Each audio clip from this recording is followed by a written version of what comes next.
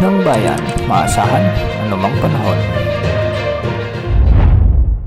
Magandang araw po sa ating lahat. Narito na ang latest update sa lagay ng ating panahon at sa binabantayan nating si Bagyong si Marce ngayong araw ng Martes, November 5, 2024. Sa ngayon nga ay patuloy na kumikilos ng hilagang kanluran si Bagyong Marce at patuloy din ang paglakas nito. Ngayong araw ay inaasang lalakas na ito bilang severe tropical storm at patuloy na kikilos ng hilagang kanluran. Bukas inaasang lalakas pa ito bilang typhoon category bago kumilos ng pakanluran at posibleng maglandfall sa bahagi ng northern Luzon o extreme northern Luzon.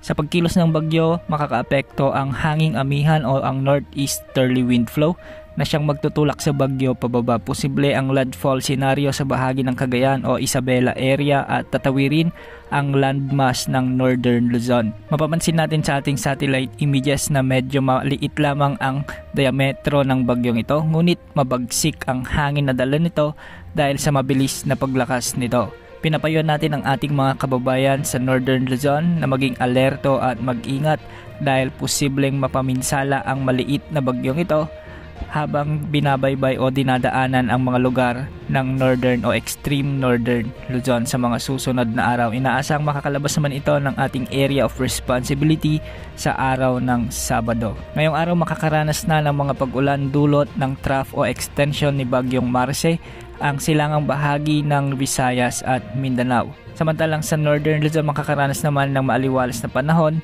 dulot naman ito ng easterlies lalo na sa Cagayan Valley, Aurora, Bicol Region, kasama na ang Quezon Province. Sa nalalabing bahagi naman ng ating bansa ay magiging makulimlim ang pangkalahatang panahon, dulot naman ito ng umiiral na localized thunderstorms. Posible ang malalakas na pag-ulan sa hapon at gabi kapag may mga umiiral na severe thunderstorms. Ayon sa Pag-asa, posibleng itaas ang signal number 4 sa mga susunod na araw habang tinatawid ni Bagyong Marce ang mga kalupaan ng Northern Luzon.